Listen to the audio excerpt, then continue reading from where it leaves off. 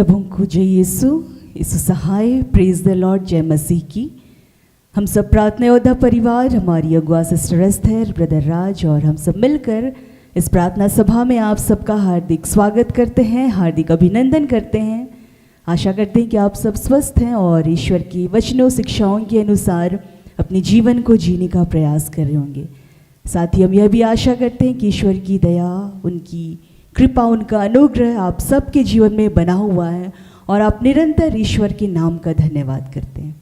तो आइए इस वक्त जब हम इस प्रार्थना सभा को शुरू करने जा रहे हैं, तो हम सब जितने लोग भी इस प्रार्थना सभा में जुड़े हैं, हम सब इस वक्त एक मन हो, इस वक्त हम स्थिर हो, शांत हो, जहाँ कहीं भी हैं इस वक्त हम प्रार्थना में बने रहें कि प्रभु इस वक्त आज के दिन हमें जो भी शिक्षाएं देने जा रहे हैं, जो भी बताने जा रहे हैं, वो सारी बातों को हम सब अपने जीवन में ग्रहण कर पाएँ। साथ ही ईश्वर की अद्भुत आशीष, ईश्वर का अनुग्रह हमारे जीवन में और भी अधिकाई से उतरता चला जाए। तो आइए आज के दिन जिन नामों को प्रभु ने दिया है, जिनके माध्यम से प्रभु आज कार्य करने जा रहे हैं, उन नामों को हम देखेंगे। आरंभिक प्रार्थना होगी मेरे द्वारा, आराधना में अगुवाई करेगी बहन मैरी, बहन अंजना और साथ दूंगी मैं, बहन कीर्ति। वचन को पढ़ूंगी मैं और वचन की उद्घोषणा और अंतिम आशीष की प्रार्थना आज प्रभु अपने बेटे, अपने दास भाई राज के माध्यम से करेंगे। तो आइए इस वक्त हम सब जहाँ कहीं भी हम सब अपने आप को इस प्रार्थना सभा के लिए तैयार करें। धन्यवाद। हम सब अपनी आंखों को बंद करेंगे और अपने हाथों को खुला छोड़ेंगे।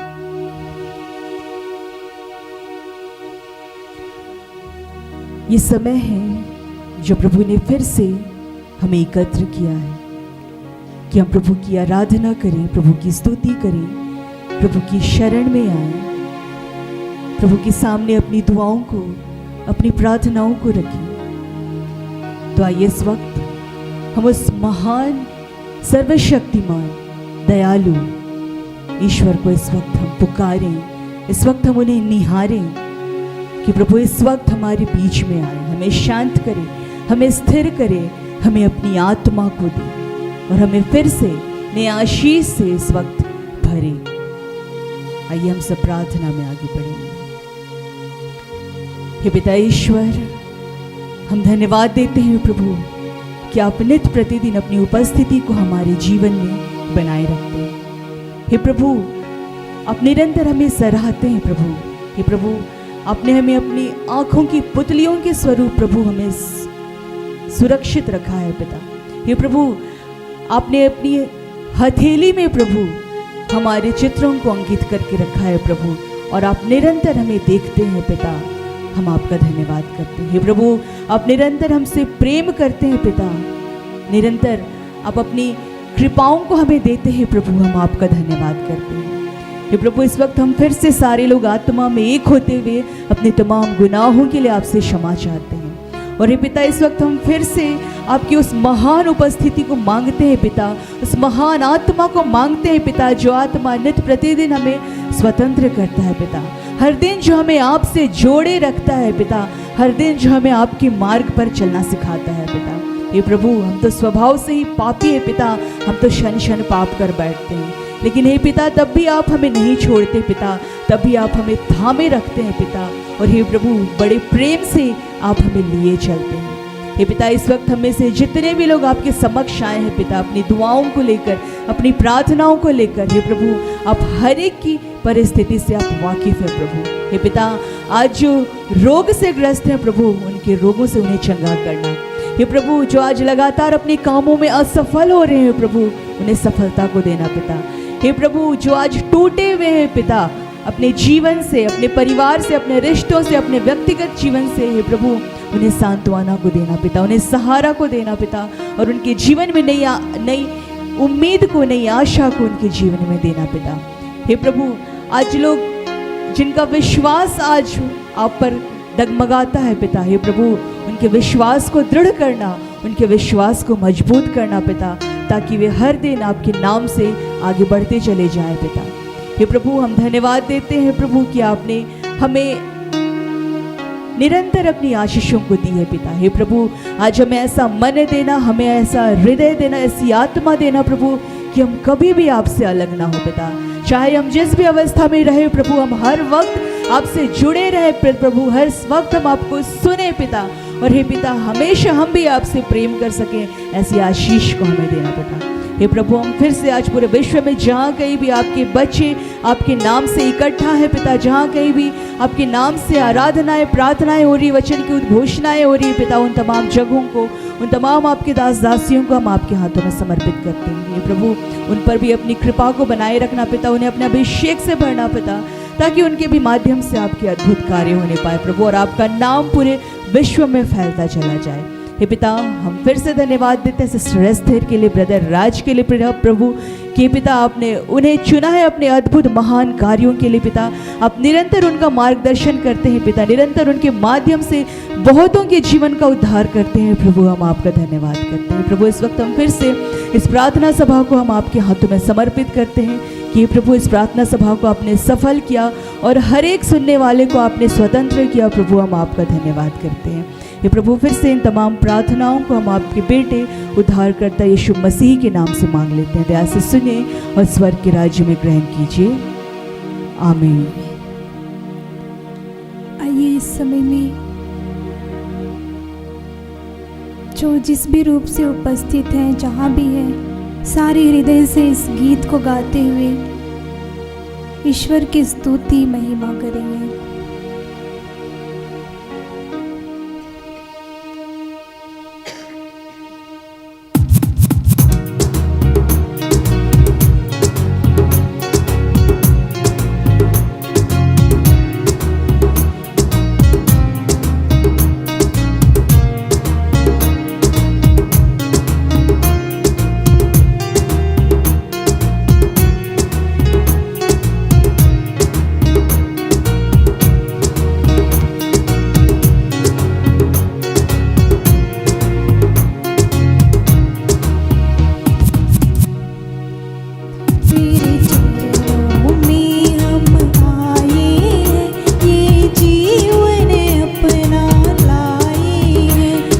चरणों में हम आए हैं, ये जीवन अपना लाए हैं। तेरे चरणों में हम आए हैं, ये जीवन अपना लाए हैं। तेरे चरणों में हम आए हैं, ये जीवन अपना लाए हैं। तेरे चरणों में हम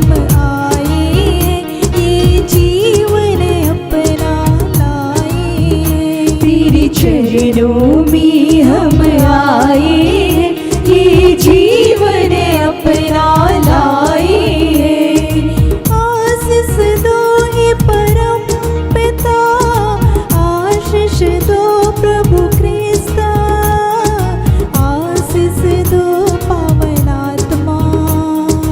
आशीष दो हे परम पिता, आशीष दो प्रभु क्रिस्ता, आशीष दो पावन आत्मा। आशीष दो हे परम पिता, आशीष दो प्रभु क्रिस्ता, आशीष दो पावन आत्मा। आशीष दो हे परम पिता, आशीष दो प्रभु क्रिस्ता, आशीष दो पावन आत्मा।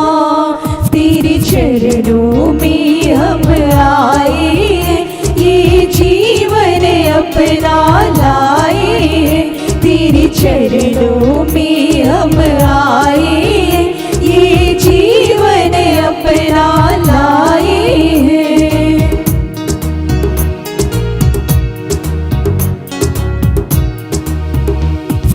पूजन करने, अर्चन करने, वंदन करने हम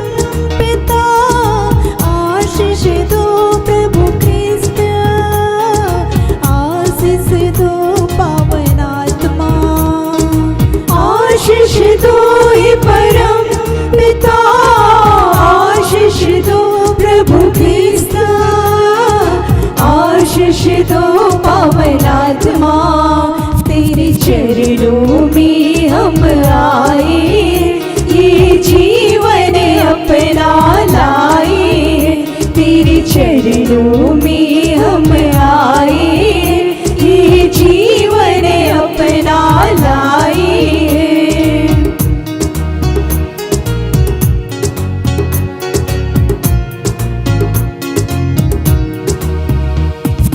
भक्ति जगाने दिल को चढ़ाने गुन गाने गाने हम आए हैं। भक्ति जगाने दिल को चढ़ाने गुन गाने गाने हम आए हैं। भक्ति जगाने दिल को चढ़ाने गुन गाने गाने हम आए हैं। भक्ति जगाने दिल को चढ़ाने गुन गाने गाने हम आए हैं। आशीष दो हे परम पिता, आशीष दो प्रभु कृष्ण, आशीष दो पावन आत्मा। आशीष दो हे परम पिता, आशीष दो प्रभु ख्रीस्त, आशीष दो पावन आत्मा।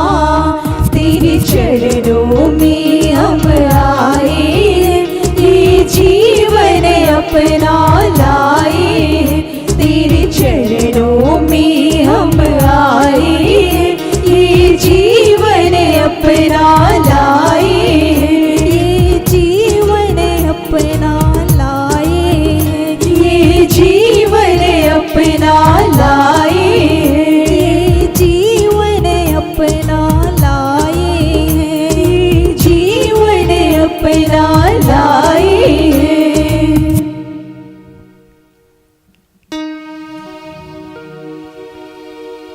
आइए इस वक्त हम फिर से एक गीत के माध्यम से प्रभु को अपने जीवन को समर्पित करें। जो कुछ भी आज हमें प्रभु को देना चाहिए, वो सब कुछ हम ईश्वर की आत्मा के सामर्थ्य से प्रभु के लिए अपने आप को समर्पित कर सकें।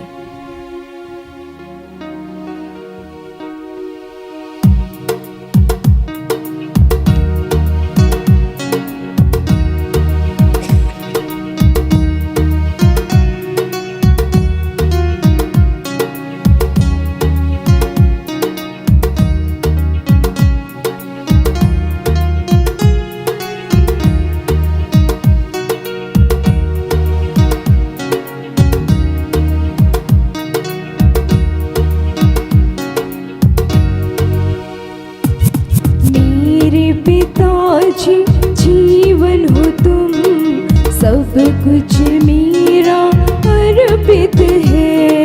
मेरे पिताजी जीवन हो तुम, सब कुछ मेरा अर्पित है। मेरे पिताजी जीवन हो तुम, सब कुछ मेरा अर्पित है। मेरे पिताजी जीवन हो तुम, सब कुछ मेरा अर्पित है।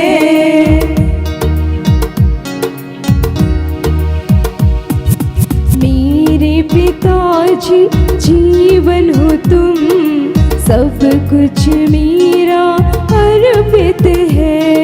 मेरे पिताजी जीवन हो तुम, सब कुछ मेरा अर्पित है। अर्पित है, अर्पित है, अर्पित है, अर्पित है, अर्पित है, समर्पित है, अर्पित है, समर्पित है। मेरे पिताजी जीवन हो तुम, सब कुछ मेरा अर्पित है। मेरे पिताजी जीवन हो तुम, सब कुछ मेरा अर्पित है।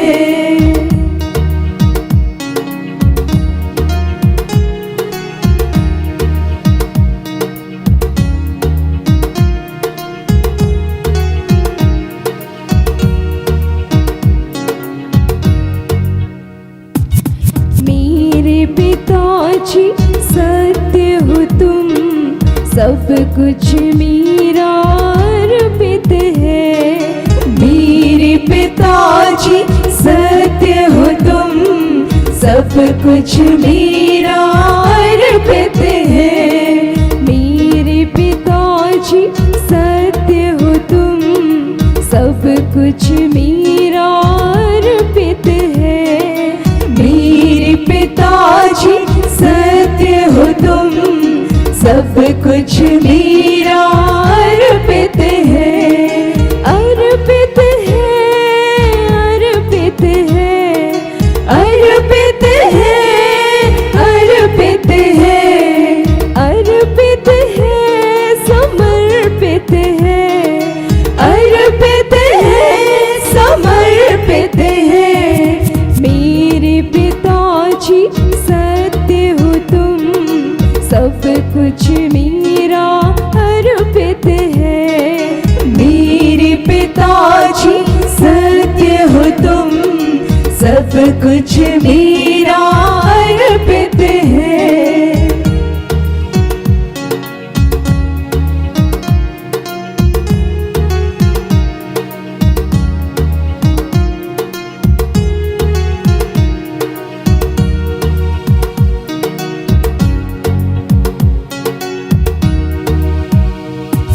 मेरे पिताजी प्रेम हो तुम, सब कुछ मेरा अर्पित है।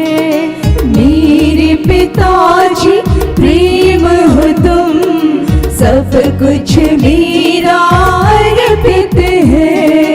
मेरे पिताजी प्रेम हो तुम, सब कुछ मेरा अर्पित है।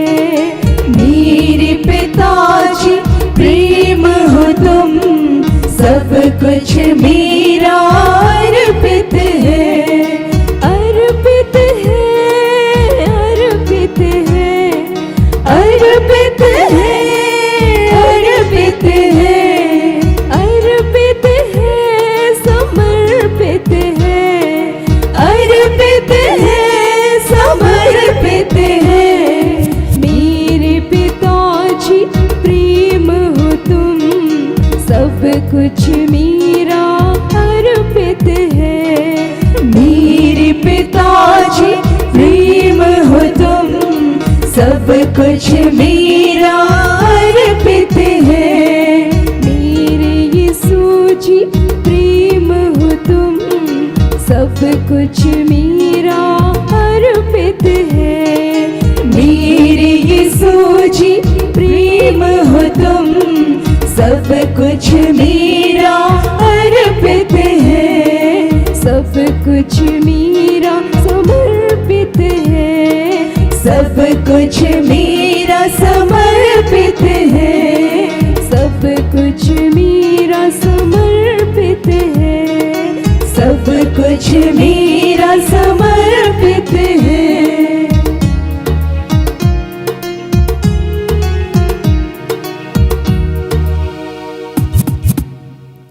हे पिता, इस वक्त का नियंत्रण पुनः आपके हाथों में देते हैं। जितने आपके बच्चे इस वक्त आपके नाम से आते हैं, हम सब प्रभु अपने आप को, चाहे हम जिस भी अवस्थाओं में रहें, हम अपने आप को तेरे हाथों में देते हैं। हे पिता, तू जैसा चाहता है वैसा तू हमें इस वक्त बना। हमारी आत्मिक आँखों को, कानों को खोल दे प्रभु, कि इस वक्त हम तेरे वचन को, तेरी वाणी को सुन सकें और तेरे पीछे चले प्रभु। सब कुछ आपके हाथों समर्पित करते हुए प्रार्थना मांगते हैं अपने जीवित यीशु मसीह के नाम से। इसे सुनकर अपने स्वर्ग के राज्य में ग्रहण करें। आमीन। आज का जो ठहराया गया वचन है, जो प्रभु ने अपनी बेटी, अपनी दासी सिस्टर एस्थर के माध्यम से दिया है, उस वचन को हम सब सुनेंगे। संत लुकस का सुसमाचार, लुका की पत्री, अध्याय 20 का 1 से 4,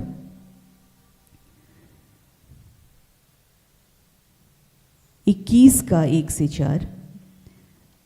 ईसा ने आंखें उठाकर देखा कि धनी लोग खजाने में अपना दान डाल रहे हैं।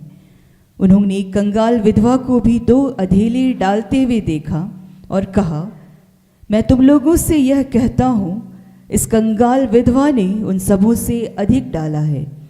उन्होंने तो अपनी समृद्धि से दान दिया, परंतु इसने तंगी में रहते हुए भी जीविका के लिए अपने पास जो कुछ था वह सब दे डाला। यहाँ तक यह प्रभु की वाणी है। ईश्वर को धन्यवाद।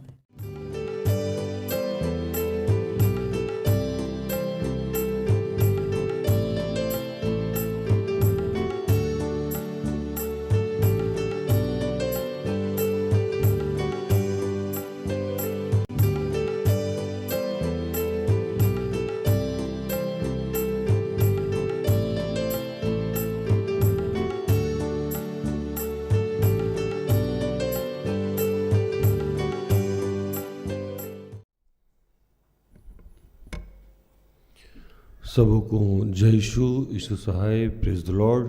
आइए हम प्रार्थना करें।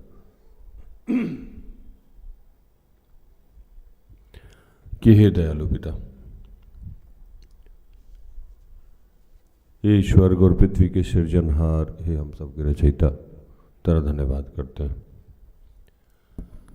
आज के सुंदर और आशीषित दिन के लिए जो तूने एक नए अध्याय के रूप में हमारे जीवन से छोड़ दिया। धन्यवाद प्रार्थना होता परिवार के लिए, ऐसी जितनी संस्थाएं हैं, सेवकाई है, चर्च है, उन सब के लिए तेरा धन्यवाद। धन्यवाद सिस्टर अस्थर के लिए और ऐसे जितने तेरे दास दासी हैं, फादर हैं, पादरी हैं, स्वतंत्र रूप से सेवकाई करते हैं या जिस रूप में भी अपना सब कुछ अर्पित किए हों, उन सब के लिए तेरा धन्यवाद करते हैं। और प्रभु धन्यवाद करते हैं कि तू हमें फिर से चुना। हमारे अंदर में चाहे जितनी बुराइयाँ, जितनी कमियाँ पाई जाती है, लेकिन निरंतर तू हमें इस्तेमाल करता है और निरंतर हमारे दुर्बलताओं में तेरे सामर्थ्य को हम देख पाते हैं। प्रभु तेरा धन्यवाद करते हैं। इस वक्त जहाँ से जितने लोग जुड़े हुए हैं, उन सबको अपने आप को तेरे हाथों में समर्पित करते हैं और उन तमाम कार्यों के लिए जो हमने आपके इच्छा के विरुद्ध किया है, सोचा है, उन सब के लिए तुझसे क्षमा चाहते हैं। अपने पुत्र यीशु के लहू से धोकर शुद्ध और पवित्र कर। और इस वक्त जो भी हम सब एक दूसरे से को सिखाना चाहते हैं, सीखना चाहते हैं आपके माध्यम से, उसके लिए हमें तैयार कीजिए। इन तमाम प्रार्थना को प्रभु यीशु के जीवित और पवित्र नाम से मांगते हैं। दया से सुन और स्वर्ग के राज में ग्रहण कर। आमीन।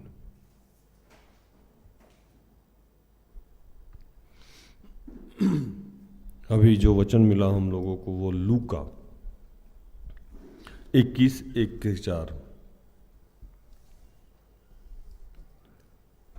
फिर उसने आंख उठाकर धनवानों को अपना दान भंडार में डालते देखा। उसने एक कंगाल विधवा को भी उसमें 2 दमड़ी डालते देखा। उसने कहा, मैं तुमसे सच सच कहता हूँ, इस कंगाल विधवा ने सबसे बढ़कर डाला, क्योंकि उन सब ने अपनी अपनी बढ़ती में से दान में कुछ डाला, परंतु इसने अपनी घटी में से अपनी सारी जीविका डाल दी है।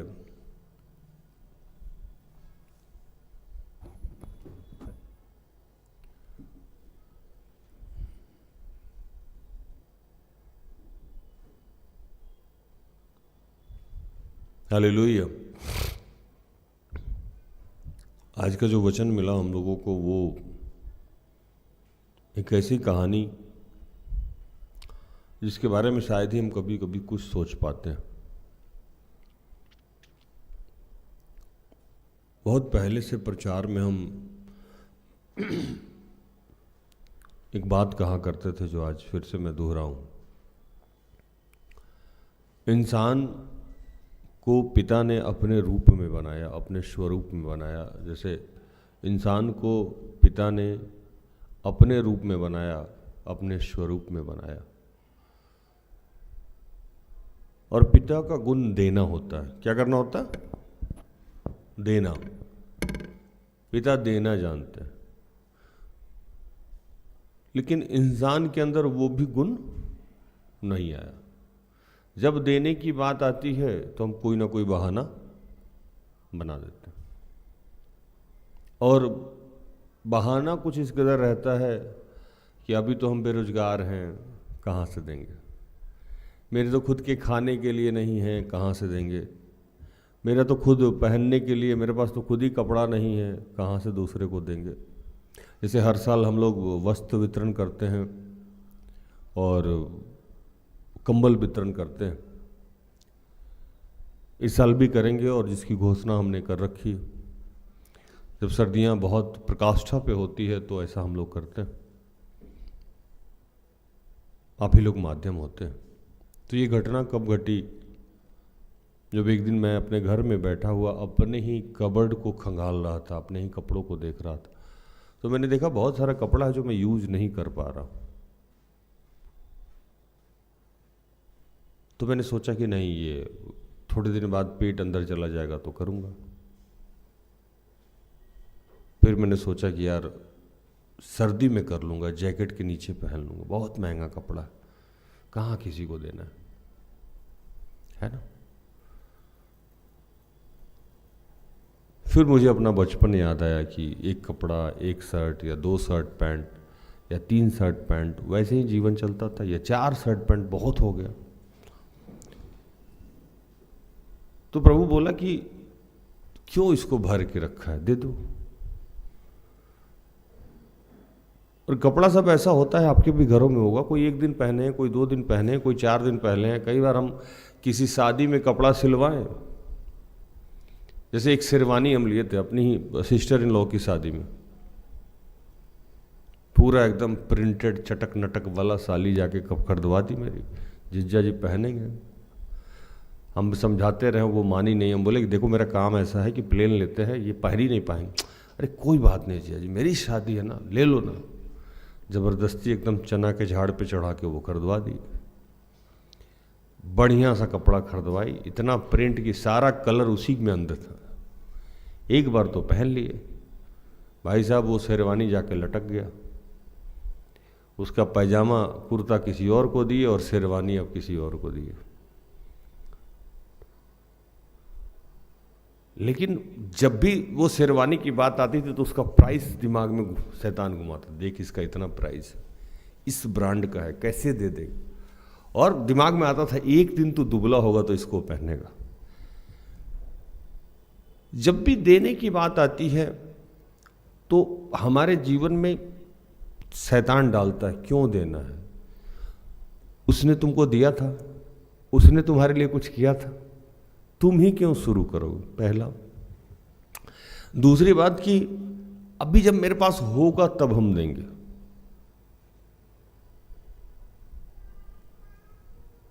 तो उस दिन जब मैंने ये मुहिम छेड़ा कि आपके पास जो है बस फटा और गंदा नहीं होना चाहिए, आप दीजिए। और मैं बताऊं आपको कि हम लोगों का स्टोर रूम भरना शुरू हो गया। इतने सारे हजारों हजार की संख्या में निर्वस्त्र प्रभु के बच्चे वस्त्र वाले हो गए, और जिनको कंबल नहीं था, जिनको वस्त्र नहीं था, उन तक हम लोग पहुंचना शुरू किए। किसी का कुछ नहीं गया उसमें, सिर्फ अपना वो उन्होंने क्या किया, जो उन्हीं का था, जिस पे मोह लगा हुआ था कि काश एक दिन हम इसको पहनेंगे, वो काश हट गया और हिम्मत किया उन्होंने, और वो लोगों के पास जाने लगा। बाइबल में जो दान और दशमांश की बात कही गई है वो किसी दास के लिए नहीं कही गई है। और जितने भी दास दासी हैं दान और दशमांश में बोलने से झिझकते हैं, जितने भी दास दासी हैं, यहाँ तक कि मेरे से भी बोलिएगा तो थोड़ा सा हेजिटेशन हो जाता है, क्योंकि लोगों को लगता है कि अब पता नहीं, अब अपने लिए पैसा मांगते हैं। लेकिन जो प्रार्थना योद्धा से जुड़ा लोग हैं उन लोगों को पता है कि यहाँ का क्या सिस्टम है। तो वचन है, बोलना तो बोलना ही होगा। तो पहली बात यह कि देने की प्रवृत्ति डालिए। देना ईश्वरीय गुण है और लेना और छीनना शैतानी गुण है। तो पहले आज की रात हम लोग ये आकलन करेंगे कि आपका गुण क्या है। आपकी देने की प्रवृत्ति है या छीनने और लेने की प्रवृत्ति, बांटने और बिखेरने की प्रवृत्ति है या बटोरने की प्रवृत्ति। ये मुझसे बताने की जरूरत नहीं है, आप अपने मन में अपना एनालिसिस कीजिए। और इस पे मैं बहुत सारी बातों को मैं बताऊंगा कि ईश्वर क्यों किसी को धनी बनाता और किसी को धनी नहीं बनाता, क्यों किसी को गरीब ही रहने देता। तो इसके पीछे की कहानी है कि जिसकी देने की प्रवृत्ति होती है उसका सोच अमीर होता है। क्या होता है? सोच क्या होता है उसका? अमीर होता है। और जिसकी लेने की प्रवृत्ति होती है उसका सोच क्या होता है? गरीब होता है।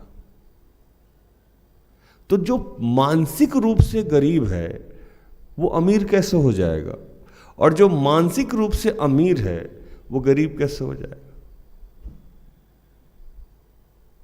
हालेलुया।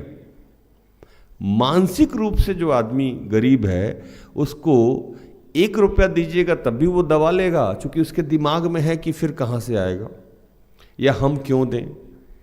और 1 करोड़ आएगा फिर भी उसी की सोच वही रहेगी, क्योंकि उसकी सोच गरीब है।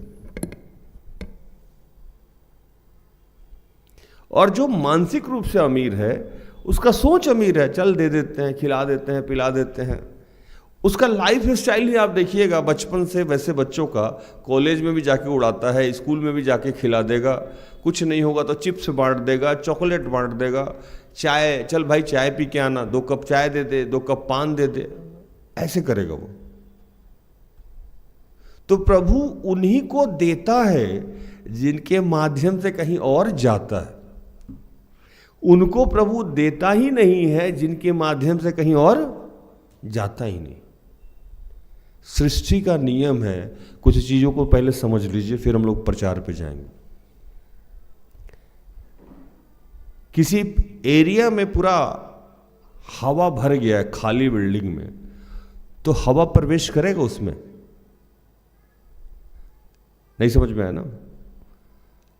जब तक उसमें 2 खिड़की नहीं होगा हवा नहीं आएगा। एक से हवा क्या होता है? निकलता है। जहां पानी जाके जम गया हो वहां नया पानी नहीं आता। बहते हुए पानी में पीछे से पानी आता है और चला जाता है। बहता हुआ जल सड़ जाता है, महकने लगता है। और जहां प्रवाहित होता है वहां का न जल सड़ता है न महकता है, और वहां पानी की कमी भी नहीं होती। रिसाइकलिंग एक प्रक्रिया है जिसको आपके सोच ने बंद कर दिया। जिस कुएं का पानी जितना इस्तेमाल होता है नीचे से पानी उतना ही आ जाता है। तो हमने जब देने की प्रवृत्ति बंद कर दी तो हमने क्या किया? सृष्टि के नियम के खिलाफ हमारा सोच हो गया। और सृष्टि के रचयिता के नियम के खिलाफ कौन सोचता है? शैतान। वो सोचता ही नहीं है कि आपके माध्यम से कोई आशीषित हो, अनुग्रहित हो, किसी भूखे को भोजन मिले, किसी प्यासे को पानी मिले, किसी निर्वस्त्र को कपड़ा मिले। इसलिए वो दिन रात आपके दिमाग में डाल के रखता है कि अभी तो तुम्हारे पास खुद ही नहीं है, दोगे क्या? अभी तो तुम्हारे पास ये अभाव, अभी तो तुम्हारे पास वो अभाव, अभी तो तुम्हारे पास वो अभाव। वो आपके सोच को अभाव ग्रसित कर दिया। और यीशु इस बात की पुष्टि यहां कर रहे हैं। यीशु मंदिर के सामने जाके बैठ गए, और मंदिर के सामने जाके बैठे तो एक विधवा और कंगाल, देखिए दोनों बात लिखी हुई है बाइबल में। 2 पढ़ो कीर्ति, 21 का 2।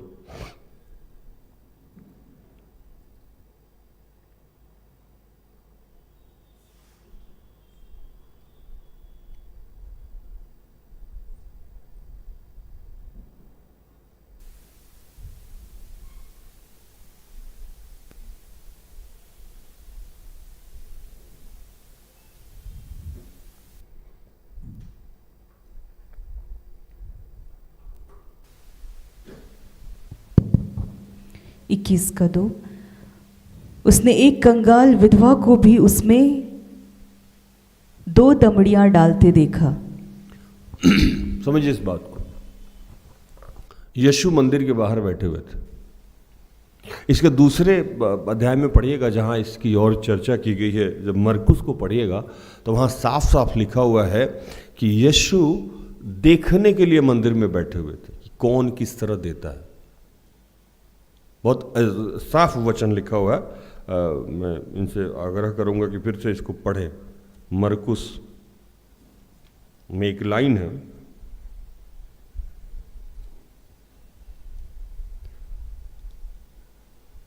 इकतालीस पढ़ो, 12 का 41, मरकुस 12 का 41।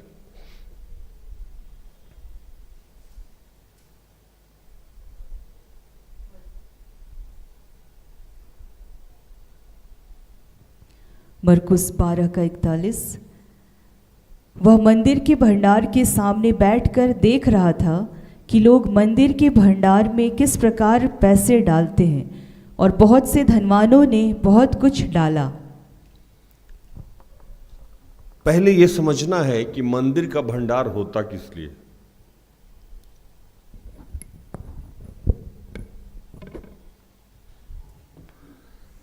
दो बातें। यीशु वहां बैठ के वाच कर रहे थे कि कौन कैसे इस भंडार में डाल रहा है। और मैं बताऊं कि आज भी यीशु यही कर रहे हैं कि कौन कैसे डाल रहा है। मंदिर का भंडार, पहले तो यह समझना है कि अगर आप किसी भी जरूरतमंद को देते हो तो अकॉर्डिंग टू बाइबल ये लिखता है कि जब आप भूखे को भोजन कराते हो, प्यासे को पानी पिलाते हो, निर्वस्त्र को कपड़ा देते हो, किसी जरूरतमंद के जरूरत में खड़े होते हो, तो आप ईश्वर को कर्ज देते हो। किसको कर्ज देते हो? किसको कर्ज देते हो? ईश्वर को। और अगर हम किसी कंगाल को दान देते हैं या किसी को भी सहायता में खड़े होते हैं तो अकॉर्डिंग टू बाइबल हमें अकाल मृत्यु से बच जाते हैं। मतलब अचानक हमारी मृत्यु नहीं हो सकती है। अकाल मृत्यु जैसे आप जा रहे हैं, ऊपर से बम गिर गया, आप जा रहे हैं कहीं बस दुर्घटना हो गया, आप जा रहे हैं पीछे से कोई गोली मार दिया, आप जा रहे हैं कोई बिजली का तार गिर गया, आपके घर में गैस सिलेंडर फट गया, अचानक कोई दुर्घटना में आपकी मौत नहीं होगी। अकाल मृत्यु। अकाल मतलब अभी आपका समय नहीं आया है और आप मर गए। दान देने का सबसे बड़ा बेनिफिट यह है। दूसरा, बाइबल लिखता है कि अगर हम दान देते हैं तो हम ईश्वर को क्या करते हैं? कर्ज देते हैं, और ईश्वर किसी का कर्ज रखता नहीं है। तीसरा, बाइबल लिखता है दो तो तुम्हें दिया जाएगा। क्या लिखता है?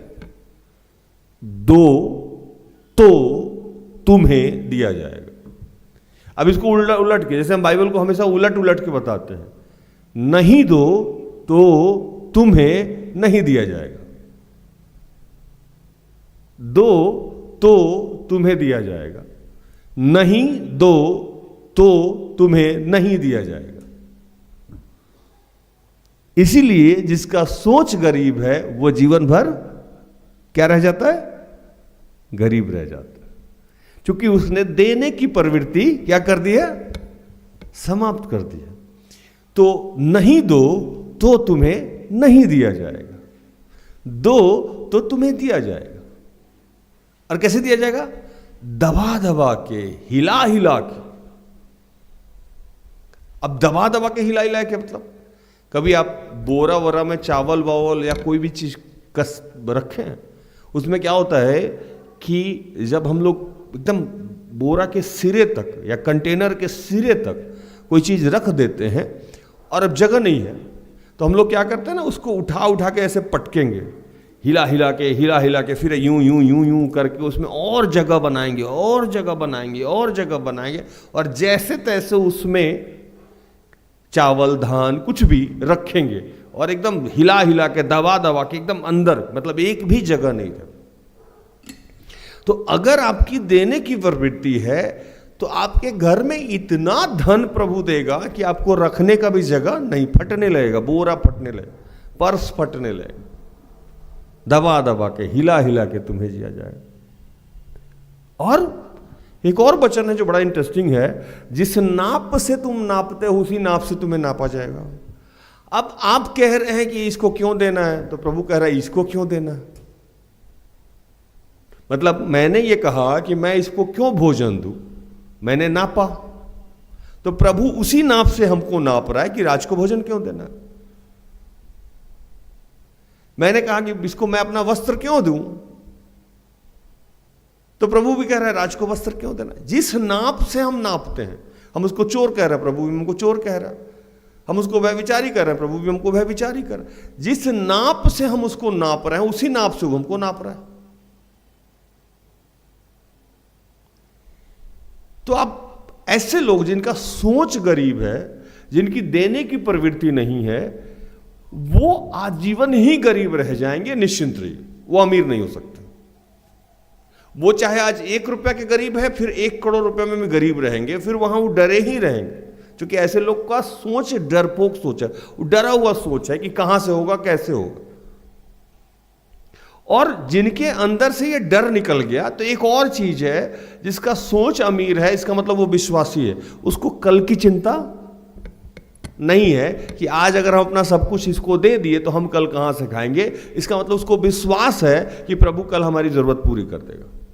तो प्रभु इस देने की प्रक्रिया से आपके विश्वास को भी चेक कर रहा है। और जब आप नहीं दे रहे हैं तो इसका मतलब कि आपने उस सामर्थ्य को, उस पैसे को आपने खुदा बना दिया कि इसी के माध्यम, ये पैसा जो मेरे अकाउंट में पड़ा हुआ है 1 करोड़ रुपया या 50 लाख रुपया या 10 लाख रुपया या 5 रुपया, या जो सोर्स है ये, इसी की वजह से हम जिंदा हैं, इसी की वजह से हम सरवाइव कर रहे हैं। ये समाप्त हो जाएगा तो हम कैसे जिएंगे, कैसे खाएंगे। मतलब वो क्या हो गया, वो पैसा आपका क्या हो गया, खुदा हो गया। तो आपने पहली आज्ञा तोड़ दी, आपने उस रिप्लेस कर दिया, उस जगह पे पैसे को रख दिया। इसी डर से आप दे नहीं रहे कि हट जाएगा ये। कई बार आपकी इच्छा हो रही है, कई बार प्रभु आपको प्रेरित भी कर रहा है, पवित्र आत्मा प्रेरित भी कर रहा है, लेकिन आपको लगता है नहीं, उसको तो देने वाला बहुत लोग है, उसको तो करने वाला बहुत लोग है। फंसते जा रहे आप ऐसे फंसते जा रहे हैं, ऐसे जाल में फंसते जा रहे हैं, और आप अपने ही आशीष से वंचित हो जा रहे हैं। क्यों? तो आज भी यीशु आपको देख रहा है। जैसे उस दिन उस भंडार के बाहर बैठ के यीशु ये देखना चाह रहा था कि कौन किस नेचर से और किस स्वभाव में और किस परिस्थिति में दे रहा है। अब समझिए, जहां से हम ये पॉइंट पढ़े थे कि कंगाल, विधवा, विधवा नहीं, कंगाल और विधवा दोनों ही एक जगह। विधवा का मतलब ही होता है कि जिसके जीवन में कोई नहीं हो, जिसका हैंड्स नहीं हो, जिसके जो कहीं से भी सोशल रूप से सामर्थ्य नहीं हो, उसको विधवा कहते हैं। और कंगाल, उसमें सिर्फ गरीब विधवा है। तो देख रहा है कि एक अमीर जा रहा है जो बहुत सारा चीज दे रहा है, और एक कंगाल और विधवा जा रही है। विधवा मतलब कि जो बेसहारा है और ऊपर से कंगाल भी है। एक तो उसके पास कोई सहारा नहीं है, कोई हैंड्स नहीं है कि कल को उसके लिए पैसा अर्जित करके लाएगा, कोई सहारा नहीं है, और ऊपर से इकोनॉमिकल क्राइसिस भी है, खाने को भी नहीं है उसको। लेकिन जो थोड़ा बचा हुआ है वही वो क्या की, दे दी 2 दमड़ी। तो प्रभु कहा कि उसने अपने घटी में से दिया। बढ़ती में से तो कोई भी दे सकता है, लेकिन जो अपने घटी में दिया उसको प्रभु यीशु के नजर में श्रेष्ठ माना जाता है। और जो अपने घटी में से देता है, जो अपने अभाव में से देता है, वो ईश्वरीय गुण को दर्शाता है। अगर आपके पास 1 रोटी खाने के लिए हो और दरवाजे पे कोई आए और कहे कि मुझे भूख लगी है, तो आप कहिए कि मेरे पास तो 1 ही रोटी है, मैं कैसे दे सकता हूं, मुझे भी तो खाना है ना। ये तो अनप्रैक्टिकल चीज है। तो प्रभु ऐसे ही लोगों को ढूंढता है जो अनप्रैक्टिकल है। वो आपको 1 रोटी दे देनी होगी। तो प्रभु आपके लिए 10 रोटी का इंतजाम कर देगा। लेकिन आप जब 1 रोटी नहीं दिए, इसका मतलब कि आप प्रभु को मानने वाले लोग नहीं हैं, तो प्रभु भी आपको आगे से देना बंद कर देगा, क्योंकि प्रभु काम ही ऐसे करता है। प्रभु अपने ही बच्चों के माध्यम से अपने दूसरों बच्चों के अभाव दूर करता है। तो आपको फिर धनी क्यों बनाएगा जब आपके माध्यम से उसके दूसरे बच्चे तक कोई रिसोर्स नहीं पहुंच रहा है, कोई सामर्थ्य नहीं पहुंच रहा है। जैसे सिस्टर एस्थर को प्रभु अभिषेक दिया, लेकिन इस अभिषेक के माध्यम से किसी के जीवन में कोई बदलाव नहीं हो रहा है, तो अभिषेक बेमाने है। एक दोहा बोलते हैं ना, मैं बड़े हुए तो क्या हुए जैसे पेड़ खजूर। आगे का लाइन याद है आप लोग को? पंथी को छाया ना मिले, फल लगे अति दूर। मतलब खजूर का जो पेड़ है वो बहुत लंबा है, लेकिन उसके नीचे जो बैठा हुआ है उसका धूप भी नहीं रुक सकता है, ना बारिश रुक सकता है, और फल तो वो तोड़ के खा ही नहीं सकता है। तो ऐसे बड़े होने का क्या मतलब है? तो उस पेड़ को कोई घर में लगाता नहीं है, या कोई ऐसे जगह पे नहीं लगाता है, क्योंकि उससे कोई लाभ नहीं है। तो ईश्वर वैसे, अगर वैसा आप इंसान हैं जिसकी देने की प्रवृत्ति नहीं है, तो ईश्वर ये बात समझ रहा है कि आपके माध्यम से समाज में किसी को कोई लाभ नहीं है, तो आपको और प्रगतिशील क्यों बनाया जाए, क्योंकि उसके बाकी बच्चे तक आपके माध्यम से कुछ पहुंच नहीं रहा है। तो वैसे लोगों को वो ढूंढ लेता है जिसके माध्यम से बाकी लोगों तक पहुंच जाए। तो वैसे लोगों को वो धनी बनाता है, वैसे लोगों को वो खुशहाल बनाता है जिसके माध्यम से लोग तक आशीष उसका पहुंच सके और उसकी महिमा हो सके। यीशु आज भी यही देख रहे हैं कि आप किस अवस्था में दे रहे हैं। आप सोच रहे हैं कि 10 साल बाद हम अमीर हो जाएंगे, उसके लिए आपको बीज बोना होगा आज, उस कंगाल विधवा की तरह जिसके पास कोई नहीं था, कुछ भी नहीं था, ना रिसोर्स था, ना पेंशन मिलता था, ना गवर्नमेंट सर्वेंट थी, ना बैंक में पैसा था, और कोई हैंड्स भी नहीं था उसके पास। और जो बचा खुसा था वो कितनी बड़ी विश्वासी होगी कि 2 ही दमड़ी था और उसको भी जाके उसने दान के पेटी में डाल दिया। उसके बाद वो ठन गोपाल, उसके पास कुछ है ही नहीं। और ये जो धनी लोग थे, इन लोगों के पास करोड़ों रुपया रहता था, उसमें से जाके 10 लाख रुपया दिए या 5 लाख रुपया दिए। तो प्रभु बोले ये तो सेफ साइड खेल रहा है, तो ये दानी कहां से हो गया? वो अनसेफ खेल रही है, तो ये दानी हो गई। हम अनसेफ खेलते हैं, सिस्टर एस्थर अनसेफ खेलती। कल क्या होगा पता नहीं, कहां से आएगा पता नहीं, कहां जाएगा पता नहीं।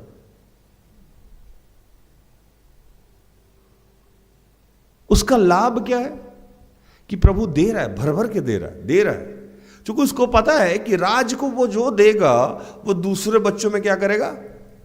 लुटा देगा। सिस्टर एस्थर को वो जो भी देगा वो दूसरे बच्चों में लुटा देगा।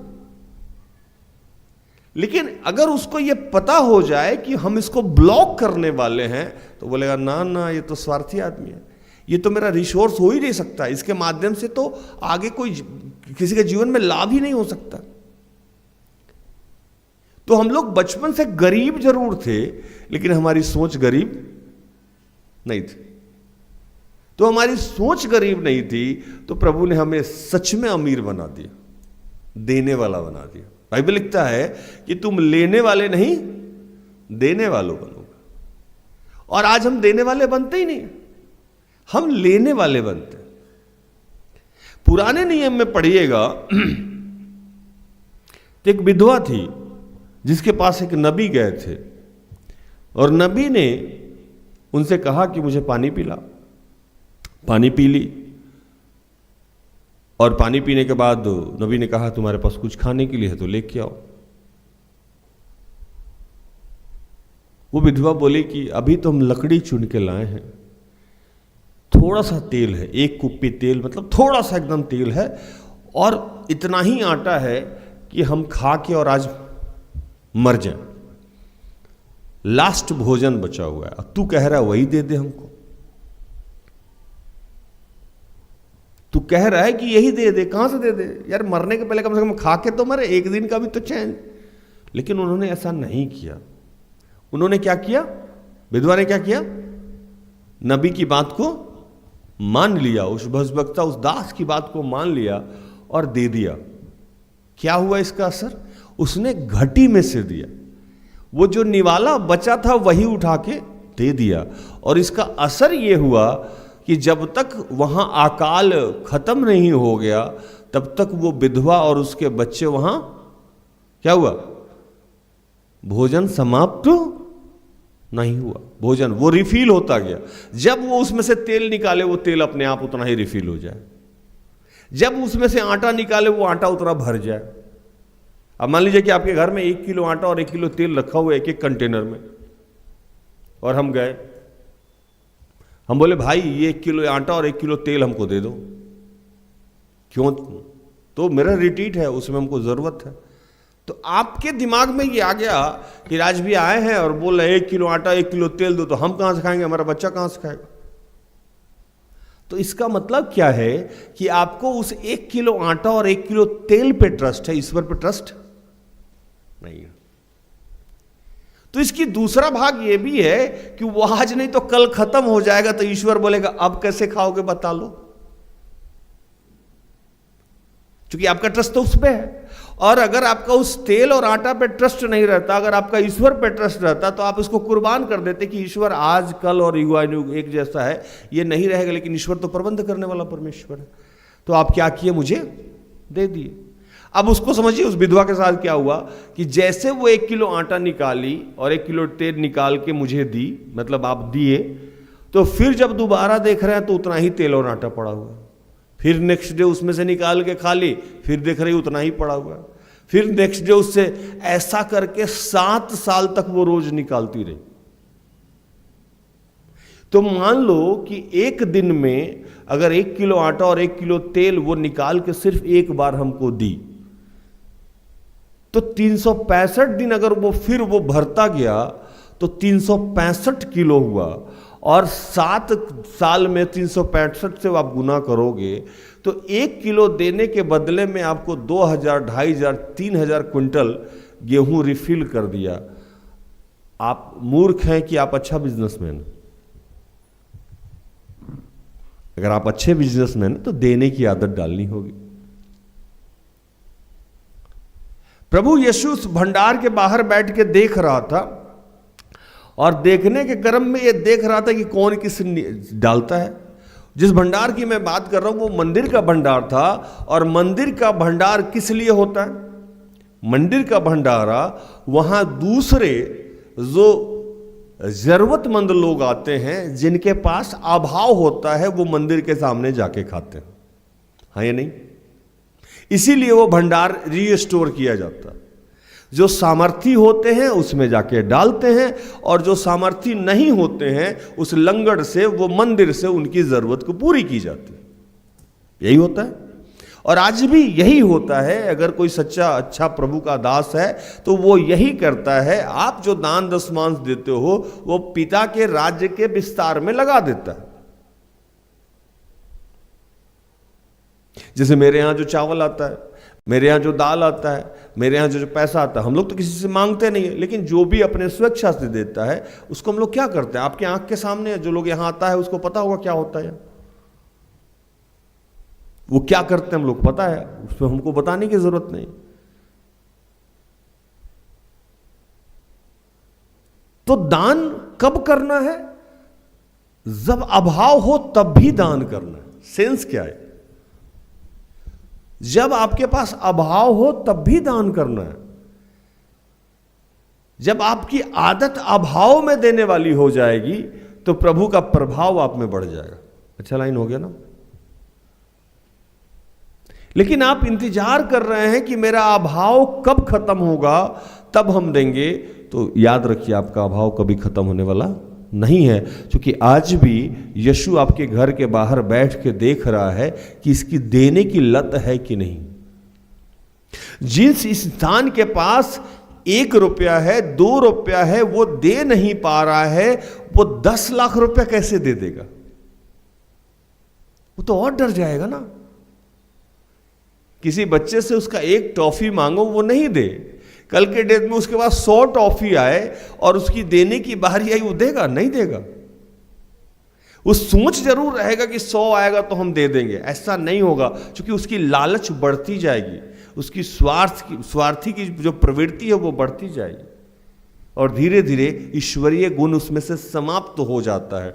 तो यीशु जब हमको देना चाहते हैं, जब हमें धनवान बनाना चाहते हैं, जब हमें सामर्थी बनाना चाहते हैं, तो वो इस बात को नोट करते हैं बैठ के कि क्या इसको धन देने से, क्या इसको सामर्थी बनाने से, इसके सामर्थ्य के माध्यम से, इसके धन के माध्यम से मेरे किसी दूसरे बच्चों को लाभ होगा कि नहीं होगा। अगर होगा तो हमें सामर्थी बनाते हैं, अगर होगा तो हमें धनवान बनाते हैं। अन्यथा जब उनको ये यकीन हो जाता है कि इसको देने से समाज में और हमारे कमजोर बच्चे को कोई लाभ नहीं होगा, तो हमें नहीं देते। तो आज आपको एक बात करनी चाहिए कि आप जहां हैं, जिस स्थिति में, उस विधवा, कंगाल विधवा की तरह आपको दान देना चाहिए, देने की प्रवृत्ति डेवलप करनी चाहिए। उस महिला की तरह जो खा के मरने वाली थी और अपना सर्वस्व दान कर दी, उसके पास तो वही था, सर्वस्व दान कर दी। लेकिन आज जैसे देने की बात आती है, शैतान हमको अपने दिमाग में डालता है हमारा बीबी, हमारी बच्चा, उसका स्कूल फी, उसका घर, उसका फलाना, उसका ठिकाना। और मैं देखा हूं अपने जीवन के इतने सारे समय में कि जिसकी ये फितरत है वो हमेशा समस्या में रहता है, और जिसकी ये फितरत नहीं है कि वो दे देता है, वो कुछ भी कर देता है, उसके जीवन में कभी कोई समस्या नहीं होता, वो चलता रहता है। कहां से आया और कहां गया आज तक हम लोग को पता नहीं है। लेकिन जिसकी रोने की आदत है, उससे 10 साल पहले भी मिला था तो रो ही रही थी, रो ही रहा था, और आज भी वो रोता ही हुआ मिलता। लेकिन अगर उससे पूछे कोई कि ये 10 साल निकल कैसे गया, ये 5 साल निकल कैसे गया, तो अगले के दिमाग में शैतान ने डाल रखा है उसके रिसोर्स से निकला, उसके जमा पूंजी से निकला, उसके ब्याज से निकला, उसके पेंशन से निकला, उसके सैलरी से निकला। और ये आपको अविश्वासी होने की दर्जा देता है। ये बताता है कि आप अविश्वासी हो, आपने एक प्राथमिकता बदल दी है। आप जानते हैं कि आपने बदल दी है, लेकिन आप मान नहीं रहे। अगर आज भी आपके देने का गुण नहीं है, तो आपके जीवन में नया आशीष मिलने वाला नहीं है। प्रभु हम सबको प्रेरित करता है देने के लिए, लेकिन हम डर जाते हैं कि हमारा अभाव समाप्त तो होगा तो देंगे। बाइबल की एक और घटना है जो पिता मुझे याद दिला रहे। एक आदमी का दाहिना हाथ सूख गया था। मेरा ये दाहिना हाथ है, सूख जाने का मतलब कि ये अब काम करने वाला नहीं है।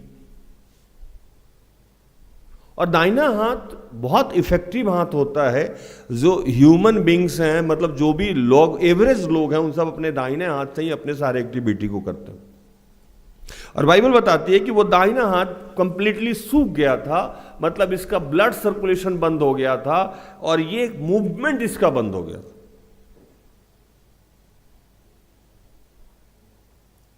इसको जब आपको पढ़ना होगा तो पढ़ लीजिएगा, क्योंकि हम प्रचार समाप्त करेंगे। ये आपको मिलेगा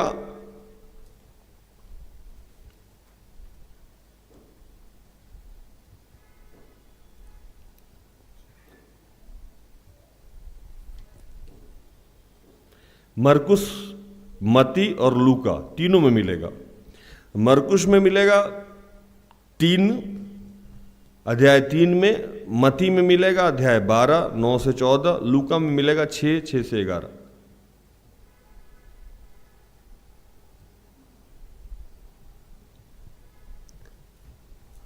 तो वहां लिखा है, जब तीनों में आप पढ़िएगा, कि यीशु के पास उसको लाया गया। बाकी प्रचार का टॉपिक नहीं है, जो टॉपिक मुझे पवित्र आत्मा दिया। तो यीशु ने उसको कहा कि तू अपना हाथ बढ़ा। कौन सा हाथ बढ़ा? कौन सा हाथ बढ़ा? सूखा हाथ। क्या यीशु, हाथ तो सूख गया है, काम ही नहीं करता है, और इसी को आप बढ़ाने के लिए बोल? आज हमारी वही स्थिति है। हम गरीब है, दान करना नहीं चाहते, सूखा हुआ है, ड्राई एरिया है हमारा। जो वो है, किचन है, ड्राई है, हमारा जो बैंक अकाउंट है, ड्राई है, सूख गया। प्रभु कह रहा है उसी सूखे को आपको बढ़ाना होगा। आपके पास 2 ही दमड़ी है, लाना होगा।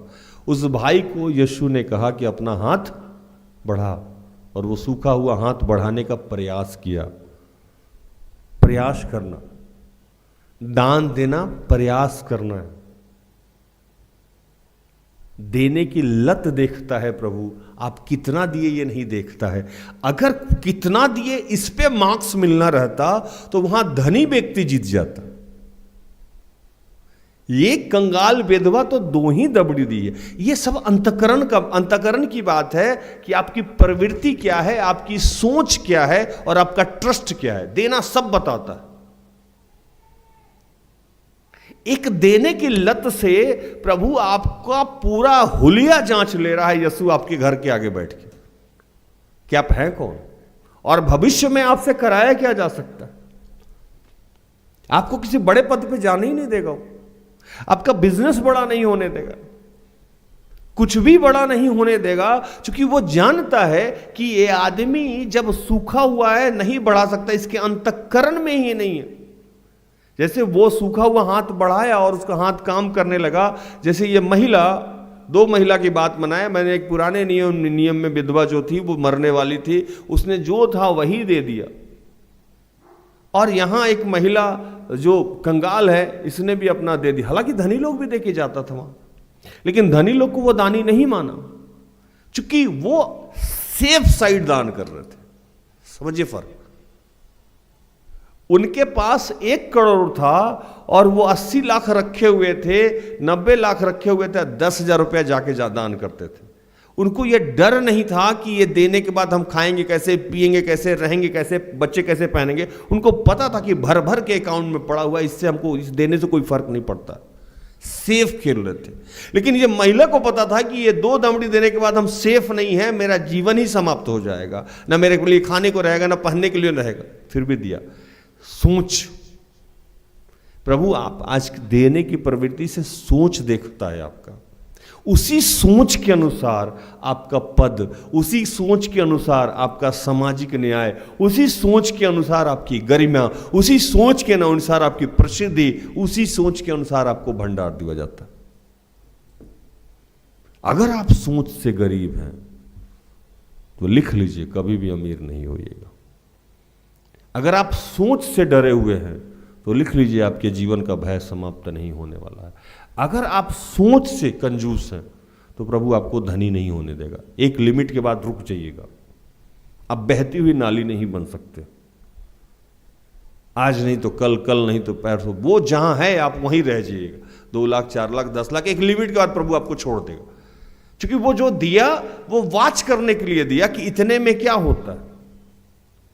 एक जो वचन लिखता है कि जो थोड़े से थोड़े में, छोटे से छोटे में, थोड़े से थोड़े में ईमानदार रहेगा, उसको क्या किया जाएगा?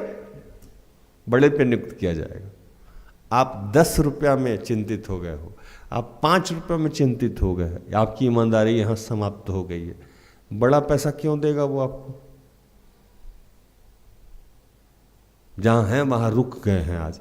और ये समाज की बहुत बड़ी व्यथा है, जिसकी वजह से लोगों के जीवन का अभाव नहीं जा रहा है, कर्ज नहीं जा रहा है, घर नहीं बन पा रहा है, नौकरियां नहीं लग रही है। क्योंकि आपकी देने की प्रवृत्ति है नहीं, तो प्रभु आपको और आपके बच्चे को समृद्धिशाली बना नहीं रहा।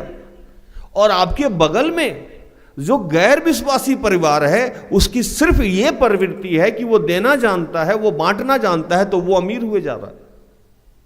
क्योंकि बात धर्म की नहीं है, बात प्रभु के उन बच्चों की है जो भूख से मर रहे हैं, जो गरीबी से मर रहे हैं। वो चाहे जिस धर्म जाति से हो, प्रभु उन सब का प्रबंध करने वाला परमेश्वर है। अगर वो हिंदू है, अगर वो मुस्लिम है, अगर वो दूसरे धर्म से है और वो किसी भी भाई को भोजन करा रहा है तो प्रभु उसका भंडार भर रहा है। और अगर आप क्रिश्चियन हैं और विश्वासी कहते हैं अपने आप को, और आपको ईश्वर के बच्चों की चिंता नहीं है, तो प्रभु आपके भंडार में क्यों डालेगा? वो हिंदू के भंडार में डाल देगा, वो मुस्लिम के भंडार में डाल देगा, ताकि उसके बच्चों का भोजन तो चले। इसीलिए शायद जितने लोग हैं वो आर्थिक तंगी उनकी जा नहीं रही है। आपको देखना चाहिए कि आपका अंतःकरण देने वाला है या लेने वाला है। अंतःकरण से आप गरीब हैं, सोच से गरीब हैं, और मैं तो कहता हूं कि सोच से अविश्वासी हैं। क्या आप सोर्स को ईश्वर मानते हैं? क्या आप पेंशन को ईश्वर मानते हैं? क्या आप फिक्स को ईश्वर मानते हैं? तो फिर तो आपने पहली आज्ञा तोड़ रखी है। आपने पिता की जगह पर किसी और को बैठा रखा है, और पिता जलनशील परमेश्वर है, अपनी महिमा किसी को देता नहीं है। एक कारण ये भी है कि वो आपको धनी नहीं होने देगा। एक कारण ये भी है कि वो आपको आगे नहीं बढ़ने देगा, क्योंकि जला हुआ है वो। अच्छा, तू तो इतना में इतना ही ठिला रहे, आगे बताते हैं तुमको। तो आज हमने ये सीखा कि हमारी अवस्था चाहे जितनी सूखी हो, हम चाहे जितने गरीब हो, चाहे हमारे पास एक ही रोटी हो, लेकिन अगर हमसे बेहतर कोई जरूरतमंद है तो उसको हम दे दें। ये ना सोचे कि हमारे जीवन में क्या होगा। अगर ऐसी आदत हम सब विश्वासी भाई बहन डाल ले तो ये दुनिया स्वर्ग हो जाएगा। हालेलुया। दान करने की आदत डालिए, दूसरे के जरूरत में खड़े रहने की आदत डालिए। चाहे वो जो भी दान हो वो करिए। समय का दान, उत्साहित करने का दान, कपड़ा का दान, कंबल का दान, हर प्रकार का दान जो आपको एक बड़े मुकाम पे लेके जाएगा। हालेलुया। प्रभु इन सारे वचनों से आप सबको और मुझे भी आशीषित करे। आमीन। आइए हम आखिरी प्रार्थना में जाएं।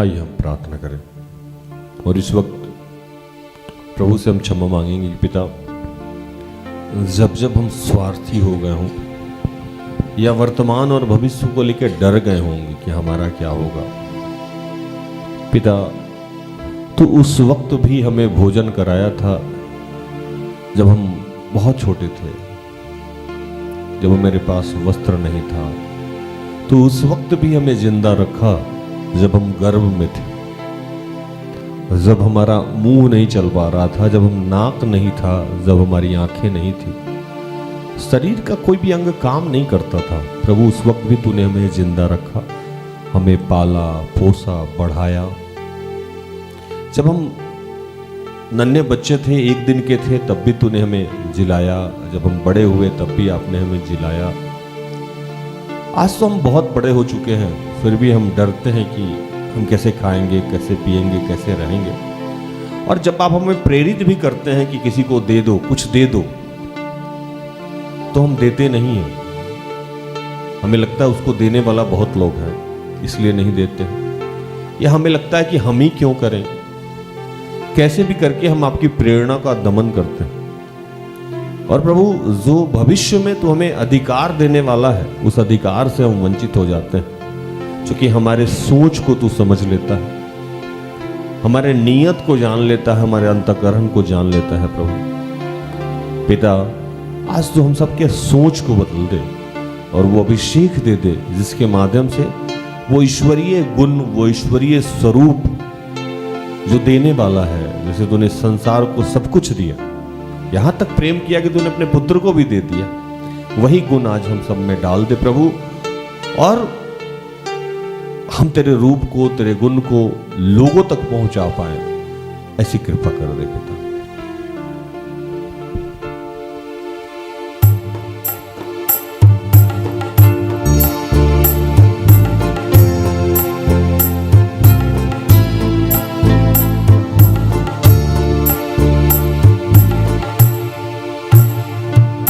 जीवित प्रभु की आत्मा मुझ में उतर आओ।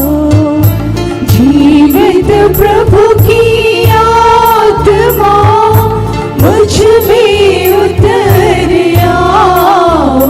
मुझे तोड़ दे, गला दे, नया मुझे बना दे। मुझे तोड़ दे, गला दे, नया मुझे बना दे।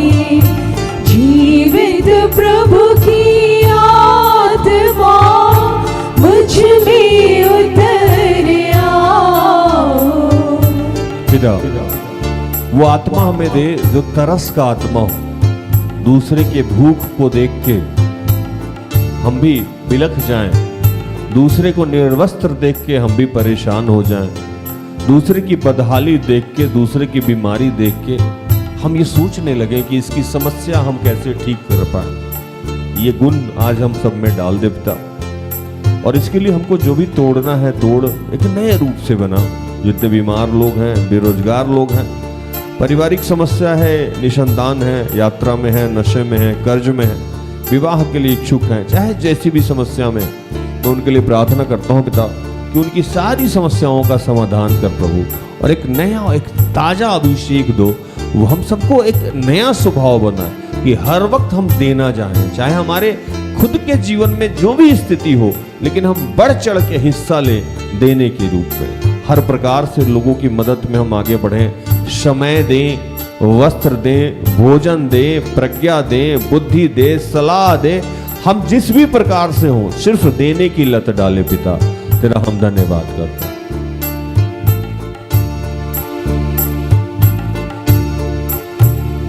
मुझे तोड़ दे, गला दे, अपना मुझे बना दे। मुझे तोड़ दे, गला दे, अपना मुझे बना दे। जीवित प्रभु की आत्मा मुझ में उतर आओ। जीवित प्रभु की आत्मा मुझ में उतर आओ।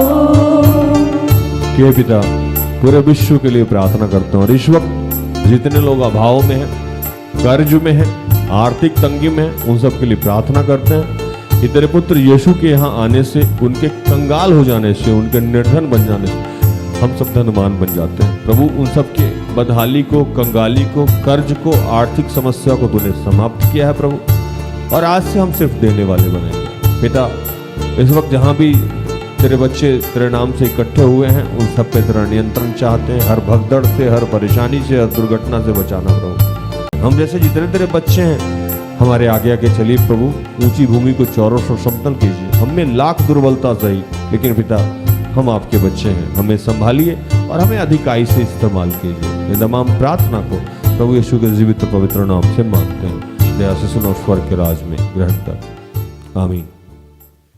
तो धन्यवाद, प्रभु आप सबको आशीष दे। आशा करते हैं कि आज की प्रार्थना से, आराधना से, वचनों की उद्घोषणा और अंतिम प्रार्थना से प्रभु ने आप सबको स्पर्श किया होगा। प्रार्थना तो परिवार निरंतर आपका आभारी है कि आप हमारे साथ हैं, हमारा सहयोग करते हैं।